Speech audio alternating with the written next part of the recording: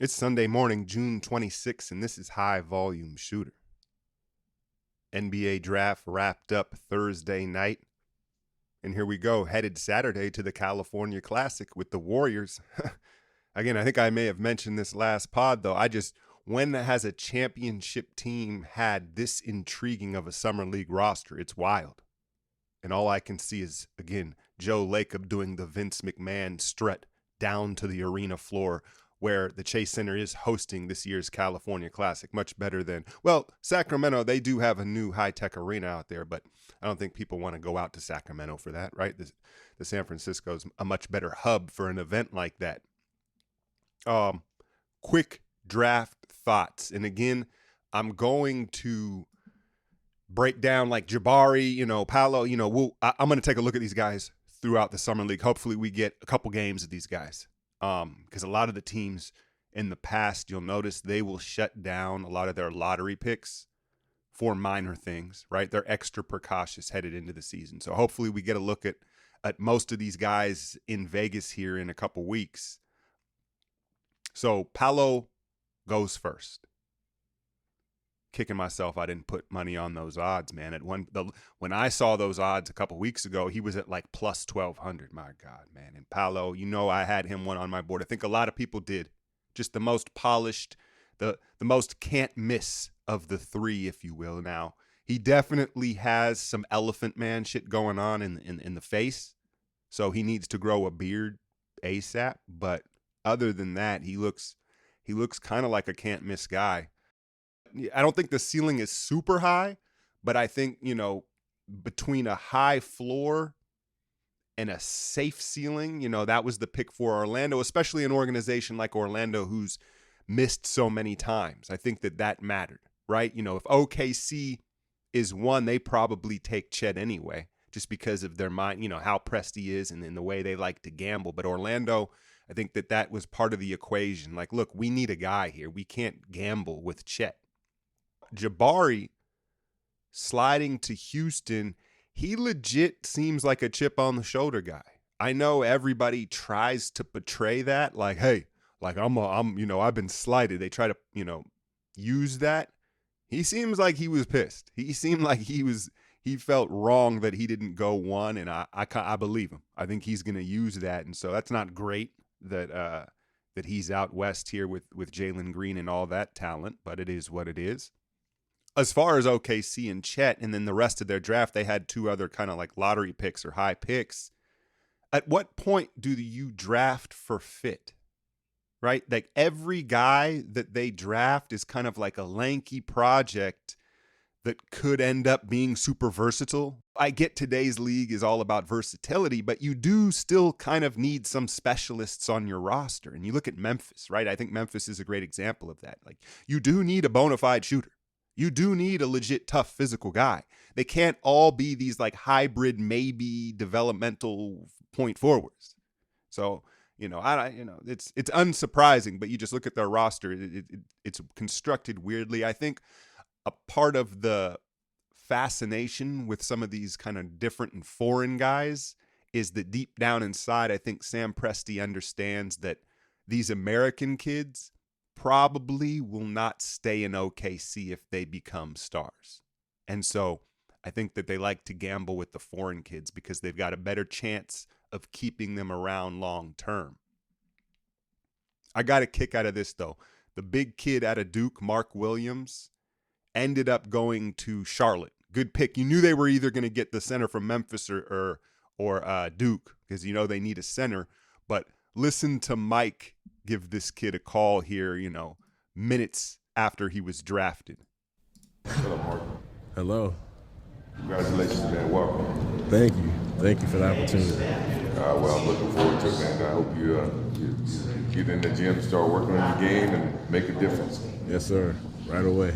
And even though you're a Dookie, I take pride in that. Yeah, we did draft you. Yeah, I appreciate that. I had to put the beef aside. All right, my brother. Well, good luck, all right? Thank you. How dope is that to get the call from Mike himself to welcome you to his team? But I also thought there was like a little undertone of like, hey, you going to get in the gym? This is Michael calling. This is him. This is him calling. I expect to see you in the gym. Putting a little pressure on him right away, like, hey, I picked you. So I thought that was cool. Other thoughts from the first round: Memphis trading DeAnthony Melton to Philadelphia.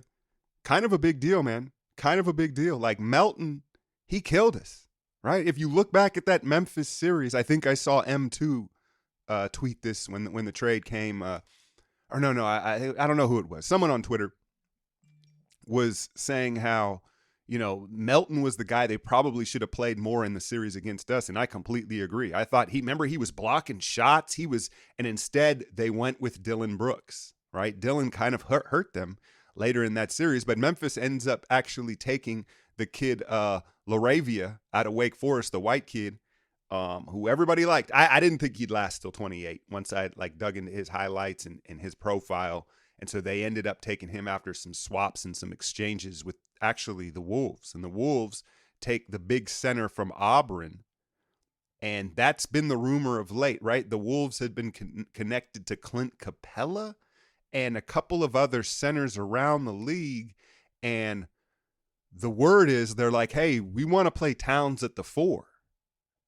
And it's just a little fishy, right? Like, is that what it is? Or low key, is this a contingency plan to move Cat the fuck up out of there and truly build around Anthony Edwards? So something to keep an eye on, but a big shot blocking kid. I liked him too.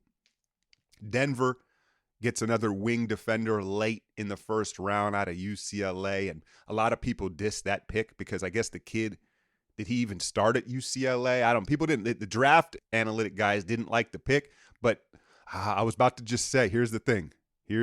I was just about to say, you can't question Denver's track record with these draft picks. Their general manager just got swooped to the Wolves. The guy that's made all these great picks for Denver over the last couple of years is now the Wolves general manager. A-Rod, they swooped him. They gave him a big bag. So we'll see how that pans out. The Pelicans taking Dyson Daniels out of the G League, another big Australian kid who's a defender.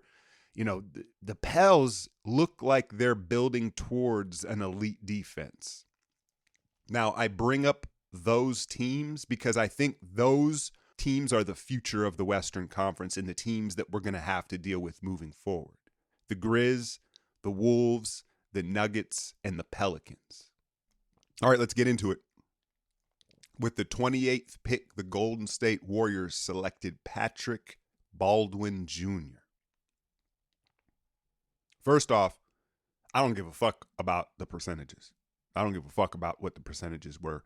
Kids got a wetter. You want to talk about eye test? Like, if he is open, he will knock them down. That's just, I think that's first and foremost. You heard the stat that's floating around. He took 7 open shots his entire career at Milwaukee, Wisconsin. Looking at the tape that there is, I think some of the bad misses are really a lack of athleticism. You look at his step back or off the bounce stuff, that requires a certain level of athleticism. And that's what it's going to be about for him. The feel, the skill, the shooting, that's all there. He's a natural. It comes easy to him. It's going to be all about his body, becoming a stronger, more durable athlete. Can he become the best athlete that he can be? That's really what it's going to be about for PBJ, as they call him, right? And it's interesting because it's really the opposite of James Wiseman, if you think about it, right? He's got the feel, the skill, the shooting, right? It's all about his body and athleticism. With Wiseman, it's the other way around. Can he get some feel, some skill, the shooting? It was someone had shown me a clip of Wiseman taking threes before one of the finals games in Boston, and what I noticed was he missed 2 in a row, and you could see him slouch his head and his body slumped. It's like, dude, you come on, man, you got to be mentally tougher than that. Anyway, I hope we see Wiseman here coming up in the next few weeks. But yeah, I think that's really kind of what's interesting about this year's draft. The last 2 years, the Warriors have added athletes learning to be basketball players. This year, they drafted basketball players that need to become better athletes. Maybe that's just how things shook out. You can't really anticipate that far back in the draft who's going to be there. But maybe part of this is them learning about their development process. So much has been made about the new staff and this new development process that they've created, that they've cultured here the last few years. And perhaps that this is the way that this staff prefers to go about it. Give us ball players, we'll make it work, as opposed to the other way around. But hey, that's not to say these last 2 picks aren't going to pan out. Kuminga, there's so much from Kuminga that you just can't teach, right? So I think you need a balance of it. I think you need a balance of it on your roster, even just like what I was saying with OKC. You're going to need some athletes, and you're going to need some natural just ball players. You got to balance that out. Now, I've heard the Michael Porter Jr. comps to Patrick Baldwin. I see similarities in their shooting stroke and size. And then, of course, both have kind of took a rough route to the league, falling out of, at one point, being like a top 5 prospect. And, I'm sure I'm not going to go through the story. You guys have heard the story, the left ankle. I guess what I will say about the ankle injury to this kid, Baldwin Jr., is it was a dislocated ankle. And so that complicates things. It wasn't just like a bad ankle sprain, a dislocated ankle. So I don't know. That's not great, right? But the difference, what I don't see from Baldwin Jr. that was very apparent in Michael Porter Jr. is Porter plays with juice. He plays. That's what I like about Michael Porter Jr. He kind of has a mean streak. And Baldwin doesn't seem to have that, right? But Baldwin does seem to be more well-rounded kind of that point forward ilk, can see the floor, handle better. And I look, I'll say this, man. I saw y'all in the Discord. Someone said we got our Shamalot, we got our Squire, right? Shamit face. Listen, Baldwin Jr., for him to look like he does and move with the type of swag and confidence he does, that's impressive. Right? Like that. And I think confidence is key. That goes without saying. You always hear that in all sports, right? It's the mind, it's the confidence. But I think that some of this irrational confidence is going to be a very good thing in the role that this team will ask him to play, because we all know how many times we've brought in, quote, shooters, and then they get tight when they're playing with the Splash Brothers. And that was part of Poole's personality. Not that he got tight, right? But Poole has a unique confidence in him. And I kind of sense that with Baldwin Jr. as well. And so I think that that's part of it. You could tell Dunleavy at the press conference was really gushing over Baldwin Jr. Like they seem to have a relationship. And you heard a lot of the draft experts say they love the fit. And I agree, because it's some of these guys, right, where let's like Ty Washington or a Shaedon Sharpe. Not that the Warriors were in position to draft him. They were actually. Ty went right after this pick. But some of these kind of ISO guys where you say like, all right, they kind of want to just play a clear out style of basketball. That's what would benefit them. The fit is perfect for Baldwin Jr. because his lack of athleticism and shot creation will be hidden within the Warrior system, right? And I also think that he's much more basketball athletic than probably the numbers may suggest. I know part of him dropping during this process was not just the injury in the bad season at Milwaukee. He measured out really bad at the combine. I guarantee you, if Luka went to the combine, he'd measure out bad, right? But then you put him on the court, he's basketball athletic. And I know that's an extreme example, but I think that Baldwin Jr. is more basketball athletic than the numbers may suggest. And then again, the story of him going to play for his dad, who's now fired from that job. Initially, I was like, okay, that's dope, right? Like, it just takes character to do that. He had offers from Duke and Kansas and all that. It was a crazy decision when it happened, right? And I'm like, all right, that's cool of him. I think I like that. And then as I read into things about his high school career, where he stayed home instead of going to Image or Mount Varde or one of these academies because he wanted to stay close to his family. And look, you could read that either way. Like, okay, good. He's tight-knit with his family, and they've clearly built his confidence up. But I think that he has taken the route of big fish in small pond rather than, the other way around, rather than going to Duke or going to Mount Varde and really kind of testing himself against the best of the best. He's kind of kept himself safe and protected by his family and staying in smaller ponds. And so something that I, want to point out. Second pick, Ryan Rollins out of Toledo, 6'4". Everybody was writing and telling me that the Warriors were going to sell their picks. I didn't think that was the case because I don't think Lacob can help but take a bite from the apple every year, right? When you listen to Lacob talk about the draft and what he's invested again into our development staff, you knew he was going to pick some kids. I didn't think he could help himself. And sure enough, $2 million, they buy the pick from Atlanta and they get this guard that everybody seems to like. And when you drop that money to go get a player, it makes you say, okay, they must really like him, right? That's a good sign. I will point out they did the same thing for Smiley, so don't get too excited about that. But shout out Smiley. I hope he's balling somewhere. This Rollins kid, he gives me Monte vibes. He gives me Monte Ellis vibes. Not nearly the athlete Monte was, but just kind of a hood confidence. There's a hood confidence to this Rollins kid that I think will serve him very well in the league moving forward. What sticks out to me is his pace and his length, 6'10" wingspan, and again, another natural ball player. Not an athlete, a ball player. It was interesting. You look at his tape, I think he looks bigger than he actually is. Mind you, playing at a mid-major, right? He looks big. You go look at the measurements, he's 6'2", barefoot, which is fine for a combo guard, right? 6'4", he's got that 6'10" wingspan, but he looks bigger in the tape in that against his opponents. But the length, the functional length, I think he plays bigger. You see it in his handle defensively. The shot looks fine. The jumper looks fine. Obviously, the mid-range is something that people have circled with him.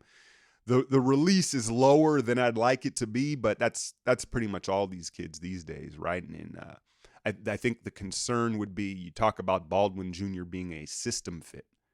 This kid, I'm not so sure because he looks like a rhythm guy. Like he's got to have the ball, and he finds his rhythm off the bounce, and that's why he's so good in the mid-range and out of the pick and roll. And so he looks like a guy that needs the ball. I don't know if he will succeed and make it if he's got to play off the ball. So I don't know if the Warriors have taken that into consideration or not, but he also, you see why they like him too, right? It's just, there's a smoothness, there's kind of an it factor to him. Granted, it was at Toledo, but he's a guy that you could see easily filling his bag up to the brim with some development, probably even more so than, dare I say, Mr. Jordan Poole, because of his pace, with the attributes, the kind of the feel and that pace.